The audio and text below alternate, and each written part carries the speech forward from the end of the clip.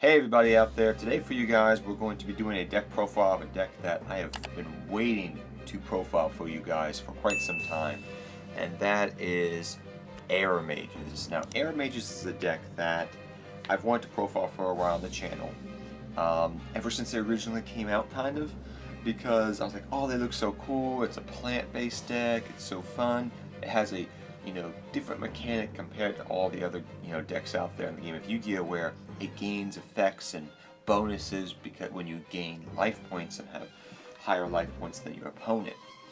But the problem was, Jasmine originally before Dual Power and Rosemary were kind of expensive for a fun deck, so I decided to pass on building the deck. But yeah, I thought we would bring out the Akiza mat today, guys, because Akiza, plants, Aromages, plants, or I've heard it called two different ways. I've heard it called Aromages or Aromages. But yeah, hope you guys enjoy this deck profile as we get down to it now. So first off, we're running 3 Aromage Jasmine. This card's very essential to your deck. If your life points are higher, you get to conduct another summon. If she's on the field and then you gain life points, you get to draw a card. She's overall very versatile in the deck. An essential 3 of in the deck overall. Next up, we have 3 Aromage Rosemary. Rosemary's pretty good. She has a multitude of different things that she can do in the deck, and I've seen different people run different ratios of her over the course of time. I've seen people run 1 Rosemary, 2 Rosemary, and 3 Rosemary, like I am running. So it's a different thing, but she has so many different applications she can do. I personally like 3 of her instead of 2, and if anything, she's been very useful as a beat stick as well, kind of in a way, because she'll gain attack. So she's one of the biggest monsters you have in your deck. Plus, if you have your cards right on the field, she'll gain 500 attack, here and there. So she's very useful in that aspect. She's also useful for the fact that if you get her out on the field and you're using Aromage Angelica, you can go for your synchro play. So she's one of your main combo pieces for that. I understand why people run her as a 2 of. 1 of, I would definitely run more than 1, but personally I like it as a 3 of in the deck. You can decide which ratio you would like to run. Next up, 3 Aromage Angelica. This card's amazing. It helps you gain life points. It's kind of like a pseudo hand trap. I say that very lightly. The fact that it can be brought back to use for link plays, synchro plays, just overall this card's really, really good. And it's a staple 3 of in the deck, hands down, I feel like. Next we run 2 Aromage Bergamot and 1 Kargan. Now, you don't have to run these, but I just like them because they're very useful for different applications. Kargan's very useful, helps you gain attack and do things to back row. Bergamot's just a big beater that gets piercing, if that's the case, and then you get life point stuff. So, overall, you don't have to run them. I would say even if you wanted to, you could run 1 and 1 if you wish. But personally, from playtesting, I like the 2 and 1. They're very useful cards once you get your boards set up and everything. But like I said, you can definitely. This is very easy to tutor out, even though it's a big monster. You can easily get this out through multiple different means in your deck. But again, you can play around with the ratio of these. Some people don't run them. Some people run them. It just depends, Next we run 3 Lone Fire Blossom. This is essential. It's a plant-based deck. We're going to be now heading out of talking about all the different Aromages over here to talking about just generic plant support. 3 Lone Fire, it's staple in any plant deck ever. People keep telling me, oh, go Lone Fire, Lone Fire, Lone Fire, and then I have to remind them that Soul Charge is banned, so what's the purpose of that? Yes, you're deck thinning, but that's about all you're doing. So you can definitely try. I would definitely say I usually use Lone Fire and then go into a monster I need instead of going Lone Fire, Lone Fire, Lone Fire. But that's up to you. Some people still do it, I know, but whatever. But yeah, 3 Lone Fire, staple in the deck. Helps you go and tutor into any plants, monsters you need. Pretty straightforward. Great card. Next we run the Ultra Scorpio engine. Now, I'm going to say this right now. This was an engine originally I was debating about running, but the fact that it really helps me be able to go for my Aromage Jasmine super easily is the reason at the end of the day I decided to run it, and the fact that it adds me additional benefits to go into different combo plays and very extensive combo plays to some extent. We also run the one Darling Cobra as well, put that over here. So what are my targets for this? Well, we do have Instant Fusion and Brilliant Fusion in the deck. Instant Fusion you're usually going to use to go into Mud Dragon of the Swamp, which is really good because it helps you protect against hand traps, and then additionally you can use this to link up into something else or go for an Exceed Summon if you need to. Then you have for Brilliant Fusion, you got Gemnite Seraphonite. The extra normal summon is really useful in this deck, so that's why we run Seraphonite. Yes, you run the Garnet, but that does suck. And I know some people that are running more Garnets in their deck, and that's fine. That's all well and good, but I found myself when I've been playtesting that I don't want no more than 2 Garnets. And you may be asking, what do you mean, Seto? And I mean that Darling Cobra, if you draw this in your opening hand, is kind of like a Garnet. And, well, the man himself, Garnet.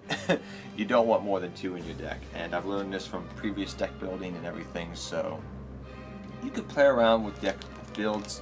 The deck is very flexible overall, I'll say that. There's a multitude of different ways that you can play this deck from playtesting, and this is just the way that I've decided to build it. And it's been working very well for me. So that's why I run the Ultra Scorpio engine. Helps go for your link plays, helps do combo plays, and things of that nature. Next up, we got your one of plant monsters, your one World Carrot Weight Champion, your one Glow-Up Bulb, your one Spore, and your one Rose Lover as well. Rose Lover just helps you bring out more plants, spam the field. Spore and Glow-Up Bulb, your tuners. You know how this works. World Carrot Weight Champion is just a good card overall to have in any plant deck out there. So these are the ratios that we run of all the cards here of your one of plant monsters. Next up, we run the one Garnet. This is for your Brilliant Fusion target. Pretty straightforward, pretty simple. Next, we run a card that is an essential card in this deck, and that's Ghost Spell and Spooky Dogwood. Now, some people would run 3 of this card, and I've tested this in the deck at 3 of, and I personally found that 3 of was a little bit too much. It sometimes would clog up in my hand, and it was pointless. I found that 2 was the better ratio. This card, in a nutshell, is not really used in the meta currently, and overall is a card used for when people are trying to OTK you and if you're going into time and things of that nature. However, in this deck, holy sweet baby Jesus, excuse me for cussing, but this card's amazing. This card is, the best use of this card is in Aromages, hands down. But 3 of is a little bit too much, 2 of is fine. But you have to understand the applications of gaining life points on your opponent's turn is so good, because then you get the card effects off of certain cards in your deck, which makes them more powerful, because now I can use them on my opponent's turn instead of just waiting for it to come back to my turn. And you can get, against certain decks, ungoshly attack. So yeah, this card is amazing. I don't mean to sound like all happy about it, but yeah, this card's amazing in the deck. And if you're building any version of Aromages, you have to run at least 2 of them in your deck. 3 of you can play around with. Like I said, I found 3 of to be a little bit too clunky, but it is staple, hands down, in Aromages. There is no reason that you do not run this in Aromages because it's that good of a card. From playtesting, I could just honestly say that card has just won me games upright because of the crazy combo plays I can do using cards in my deck that gain, like when you get, it says gain life points, do this. Oh, so good. Next we run 3 Aromage Garden and 1 Terraforming. Yes, this can get a little bit clunky. You could run double Terraforming if you want to, but personally, from playtesting, I found that once I got this up and running, that's all I needed to. I just needed to dig for it. So I like the 3 of, and then the 1 Terraforming. I'll say this again, you can try around with different ratios that if you want to, but personally, this is what I'm running, because this card's really good and you want to get it up and running as soon as possible, but once you get it up and running, you don't need multiples of the card. And rarely are they ever going to Twin Twister it, I'm just saying. But yeah, this is the ratio I run. Next up, I run 2 Super Solar Nutrients.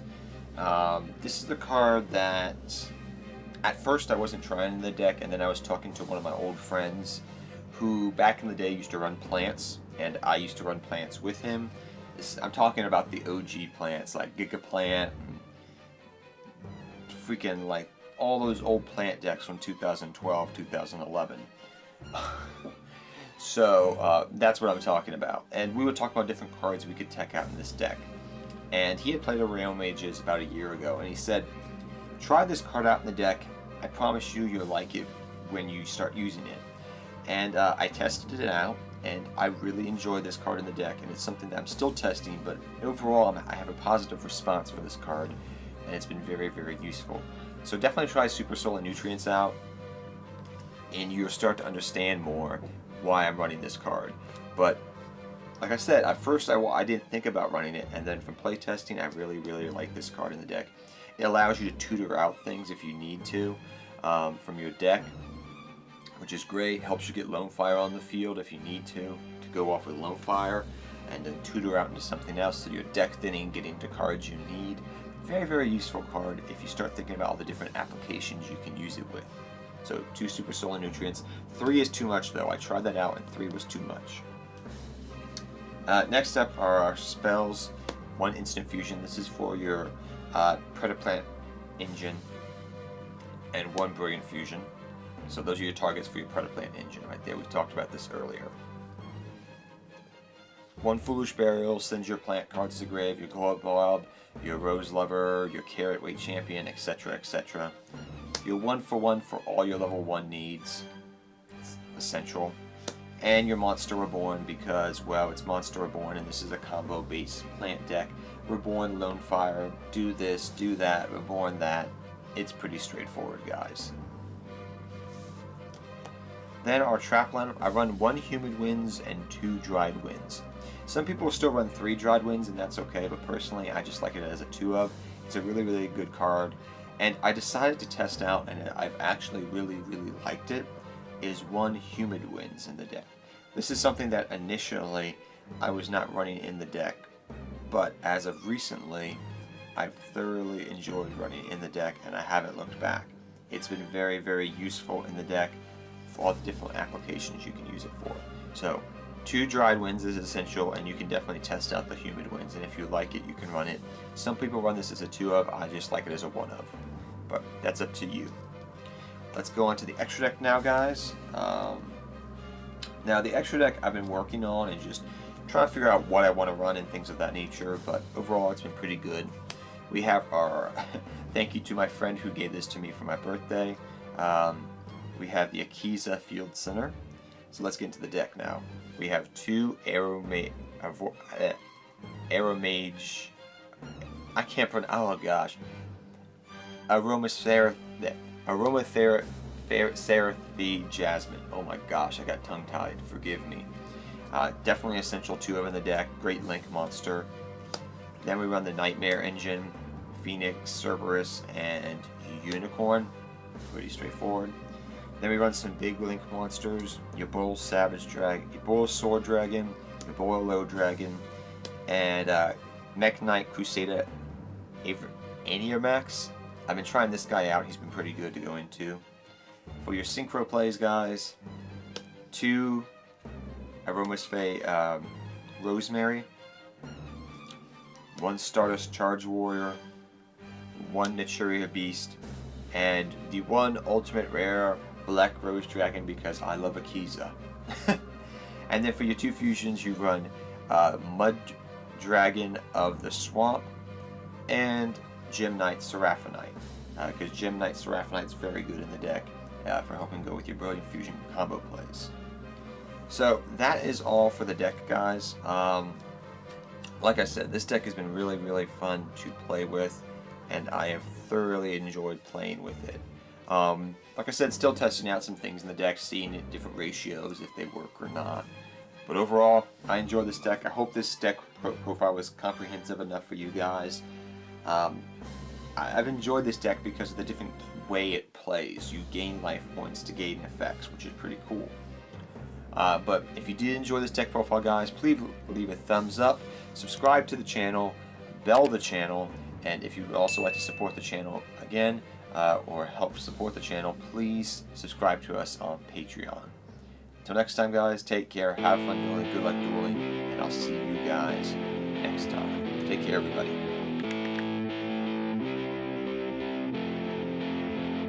I'm feeling like I'm torn apart, like I might be nothing. You've been leaving all these scars on everything you touch, and you got me like, whoa, oh, oh.